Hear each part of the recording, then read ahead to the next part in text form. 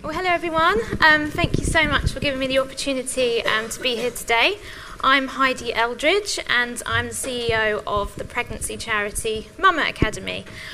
So I'm just going to take you through a little bit about my own pregnancy journey.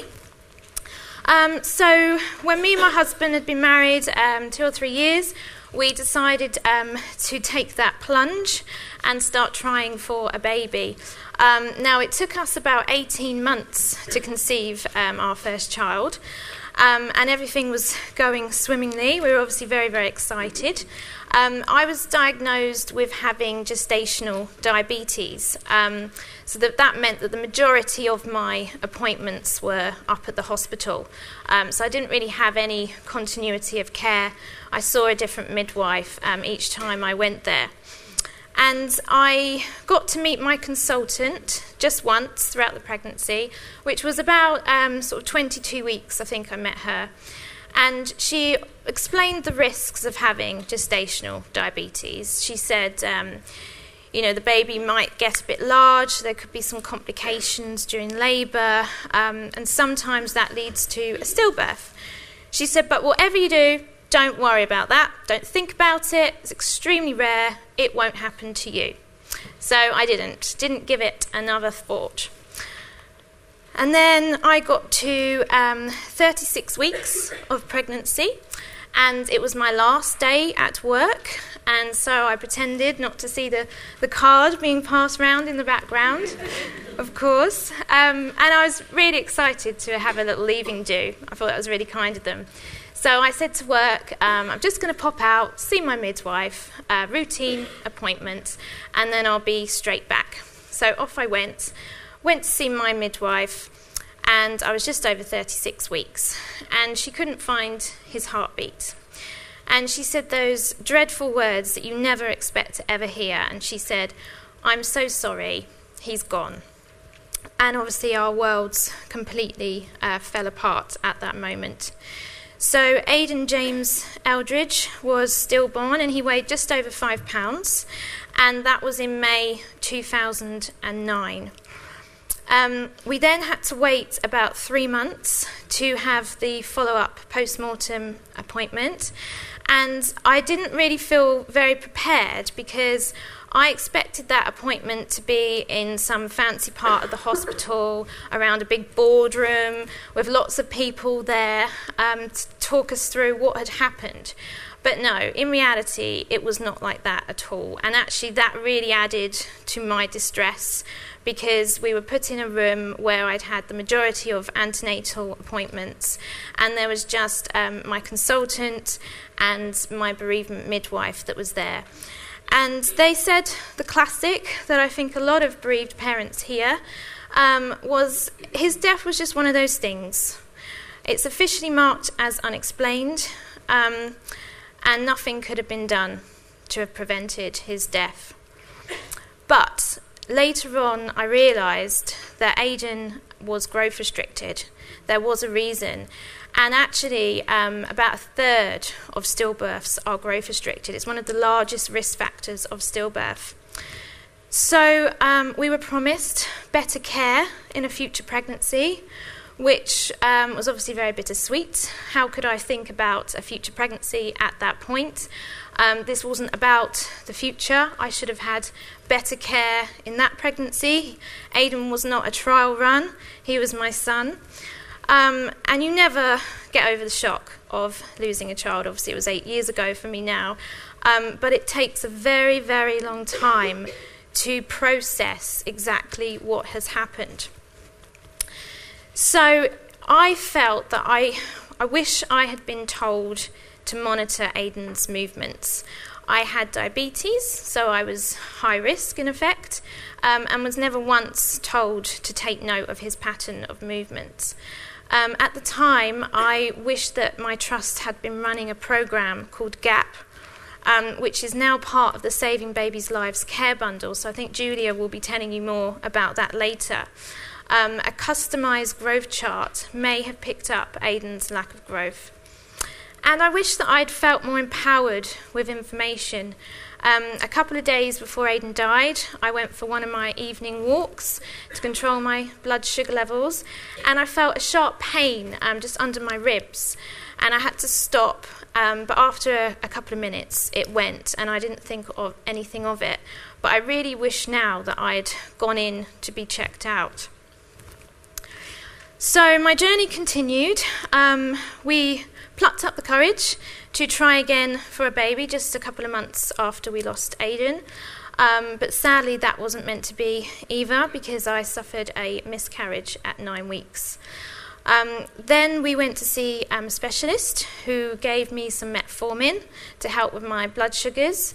And then 2 months after that, I got pregnant again. And carrying another baby meant that I felt very guilty. I was trying to tell Aidan up in heaven that I hadn't forgotten about him. You know, Mummy still loved him as much as she loved this one. And I would receive lots of congratulations, but obviously, you know, I was still grieving my son. I decided to book into a different trust, just because I'd had, you know, a stillbirth and an early miscarriage in the other trust, so I wanted some different memories. But my new consultant saw me at 12 weeks. I had a scan, that all looked good, and she took me by the hand. And I know she shouldn't really have done this, but she said, "I promise you, you will leave here with a healthy baby." Now, at the time, I also knew that, you know, that couldn't really be true, because she doesn't know what would happen. But you know what? That meant so much to me, because I knew that she had my back. I knew that she cared, and I knew that she was rooting for me, and she was going to do all she could to ensure a safe delivery. So whilst I was carrying that baby, I would wake up in the middle of the night and suddenly think, oh my goodness, I've got it. I know why Aidan died. It was because my baths were too hot or something. I really tried to rationalise why it was that he had died so that I could try and protect this new baby. And then Tobiah Lysanias, his name means the goodness of God drives away sorrows. He was born safely in 2010. And then a couple of years after that, we thought, wouldn't it be nice if we tried to give Tobiah a little brother or sister? And so I got pregnant again, but suffered an ectopic pregnancy that time. Thankfully, I didn't need to lose a tube. And so 2 months later, I got pregnant again, and Tilly May arrived in 2013. She had to spend the week in NICU. She had some bowel complications, and I also was bedridden for a week. I had to have an emergency C-section, and one of my nerves got severed in the process, so that was quite painful. But I'm pleased to tell you that is the end of my pregnancy journey. There will be no more. And here's little Tobiah and Tilly for you. So we do have a happy ending for you. Now, I just mentioned that C-section there because when I had Aidan, we were obviously told that it would be best if I was induced and had a natural labour. And obviously that just horrified me at the time. I thought, why can't you give me a C-section? But actually, I'm so grateful that I did have that natural labour, because Tobiah ended up having to be an elective C-section, and Tilly was an emergency C-section in the end. So actually, the only experience I have of giving birth naturally was with Aidan, and so I really treasure that experience. So the topic I was given today was about having a rainbow pregnancy. So a rainbow baby is the understanding that the beauty of a rainbow does not negate the ravage of the storm. When a rainbow appears, it doesn't mean the storm never happened, or that the family is not still dealing with its aftermath. What it means is that something beautiful and full of hope and light has appeared in the midst of the darkness and the clouds. So that's why some of us refer to our next babies as rainbow babies. So although I now have Tobiah and Tilly, and obviously I'm so grateful for them, Aidan will never be forgotten. We will talk about him, and he'll always be part of our family. And as I celebrate Tobiah and Tilly's milestones, such as birthdays and their first day of school, obviously that's when I miss Aidan the most. And on Aidan's birthday, we go out as a family and we remember him and we celebrate him, and we'll go to somewhere like a theme park, for example. And when new friends ask me how many children I have, I always say 3. I have 1 in heaven and 2 at home. So what do bereaved parents need when we're going through a subsequent pregnancy? We want to avoid repeating our story over and over again. Sometimes we put these big stickers on the front, sand stickers, to alert you that we've lost a baby. And I always wrote Aidan's name on that so that people could acknowledge him by his name. And we need individual and bespoke care. So ask the parents themselves what they would find helpful, and make them aware of additional support services such as counselling. Find out who it is that we actually trust and believe in. It might be a particular midwife that looked after us last time. It might be the counsellor. Could certain appointments be made with them? And could appointments or scans be made in a different room to where we got told the devastating news in? That would make a huge difference for us. Sometimes that could be arranging for a different sonographer to see us. On the cover of my notes, I had written, "Please tell me everything." And while scanning, no silences, please. And that really helped, just for someone just to talk through what they were doing and the measurements. And we always wanted to see that little heart beating first before anything else was done. And what was really helpful for me, actually, towards the end, I had to have a couple of sweeps when I was pregnant with Tilly. And that midwife actually went out of their way and did those at home for me. We'd like a clear plan so that we feel more in control. That's one of the biggest things that we lose, is our control. And some unnecessary anxiety for me was when I discussed delivery with my consultant. I really wanted Tobiah to be delivered early, and around 36 weeks, because that's when I lost Aidan. And I remember her telling me really early on, well, it's more likely going to be 38 weeks. And I cried all the way home from that appointment. I was so distressed by that thought. But actually, in the end, what actually happened is, when it came to the day that she had to book him in, she booked him in really, really early, so that he was delivered at 36 plus 6 or something. And not because I'd requested it. So I felt that that was something that didn't, I was put through distress unnecessarily. And we'd like extra appointments, if it's possible, especially an additional early scan with the consultant, because that would really provide us with confidence that we're being treated differently this time. And if the consultant can't be available, then maybe the registrar could be. And referrals to other services where appropriate. For us, it was actually the health visitor in postnatal care. He came and visited us quite a few times to see how we were getting on with a new baby, as well as still grieving the one we lost. And reassure us when it's appropriate, and advise us that we're not wasting your time when we want extra checks. My midwife was absolutely great when I was pregnant with Tobias. She said, look, listening into the heartbeat only takes a second. Whenever you want to pop in, please do. Feel free. My door is always open. And I just encourage you to choose your language really carefully as well, especially when addressing complications, because we're obviously going to be very extra sensitive and prone to depression.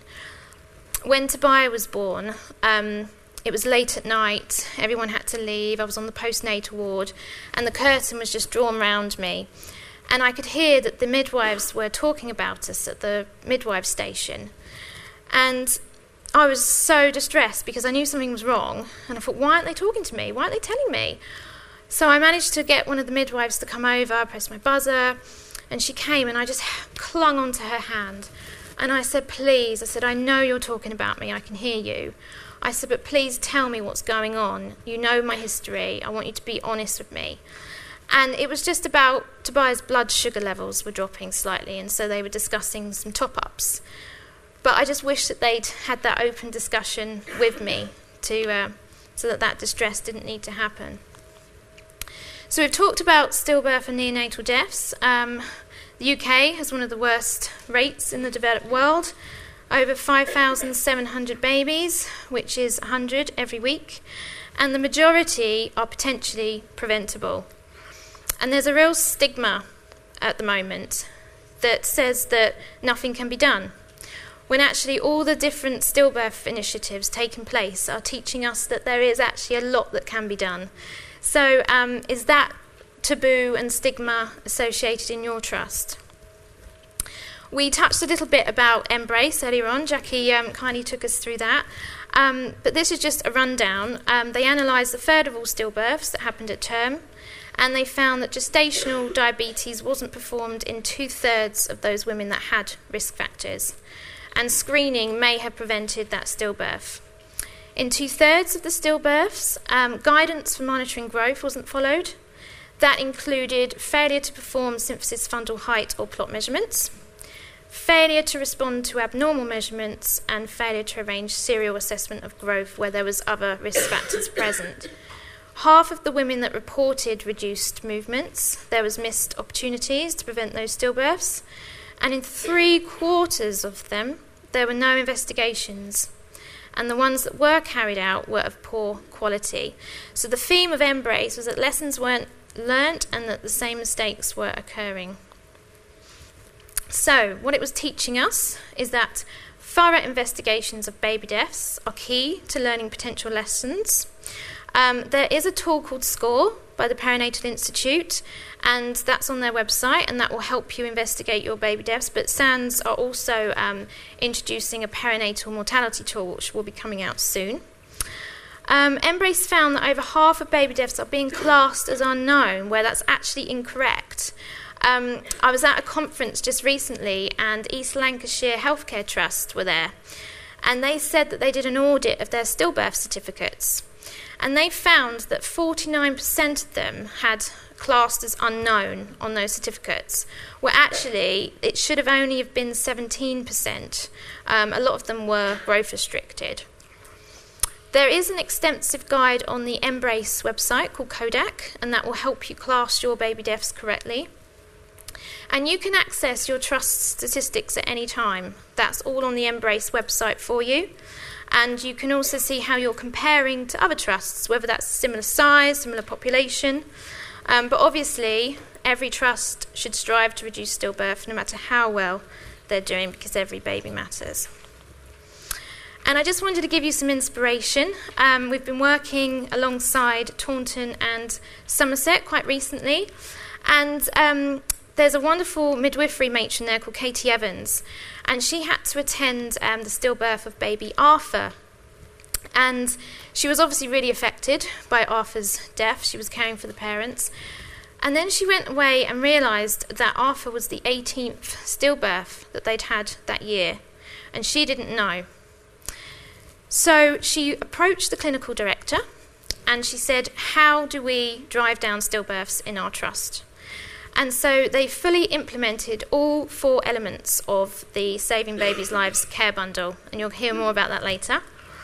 So they fully implemented GAP. They got a placenta, and half of the placenta is a healthy one, and the other half is of a woman that smokes. And that was a really helpful visual aid for the mothers that smoked. They placed cigarette stickers on the mother's grow charts, and as soon as she quits, she gets an I've quit sticker stuck on her grow chart. They also have a child's voice operating outside that maternity unit, so that if a mother does light up a cigarette, they press the button and this child's voice comes over the tannoy and tells her to put it out. And they have this lovely wooden heart in their staff area with the number of days that they've gone without a stillbirth. As soon as they get to 100, they have a little party. They have study days every month. They have a smoking cessation midwife 3 days a week. And they distribute our Mama Wellbeing Wallets. There's lots more information about them on our website. So your mission, if that's not inspiring enough, what is? Do your colleagues know the UK's stillbirth rates? Why don't you give them a little quiz, see if they get the answers right? And is there that stigma in your trust still that, there's nothing that can be done to reduce stillbirth? Do you know what's on your risk register? Could you be part of the solution? How many stillbirths did your trust have just last year? Do you know if any of them could have been avoided? What were the outcomes of the investigations, if any took place? And have any changes been made since? So just to tell you a little bit about Mama Academy that I founded after Aidan died, we aim to empower parents with vital knowledge and education on health and pregnancy so that they know when to call their maternity team for advice. And we support you, the healthcare professionals. We keep you up to date with the latest practices and research to provide consistent maternity care. And we obviously raise awareness as well. Our main aim is to help babies arrive safely.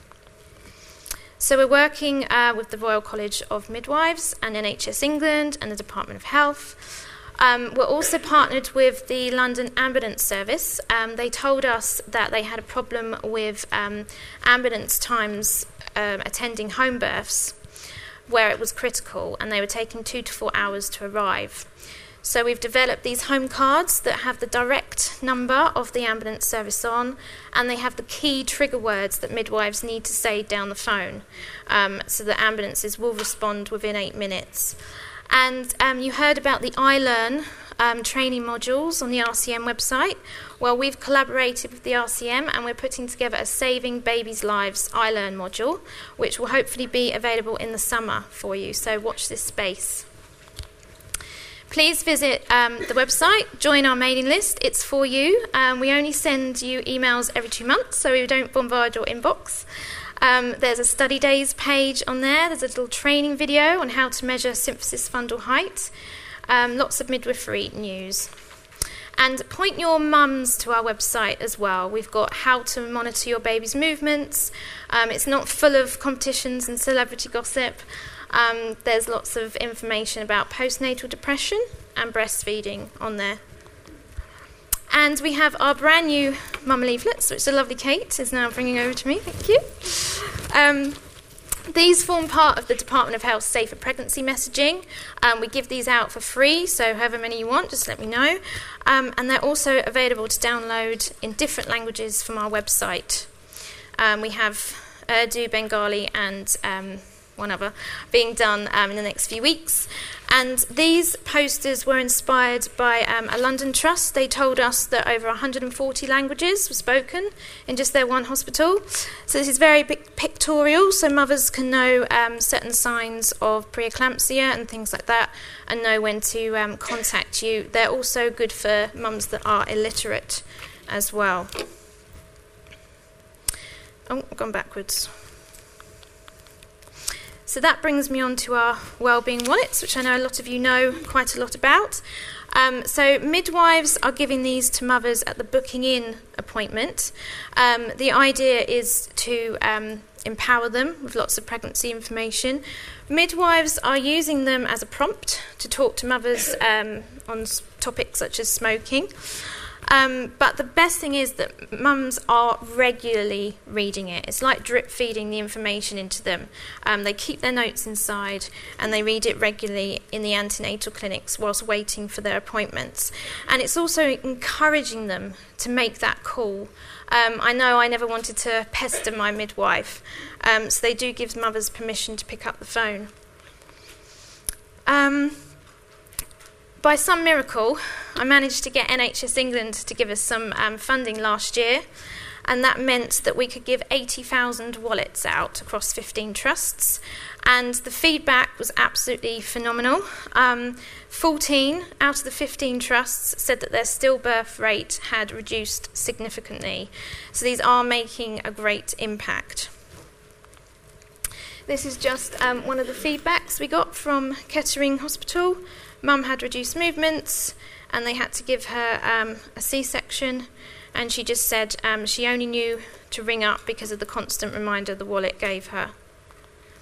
And this is what Lewisham and Greenwich had to say. Mum had preeclampsia. They are just 55p each, and they're in about 34 trusts across the country now. I have some samples with me today, so please come and get one. And lastly, we want to create mama champions.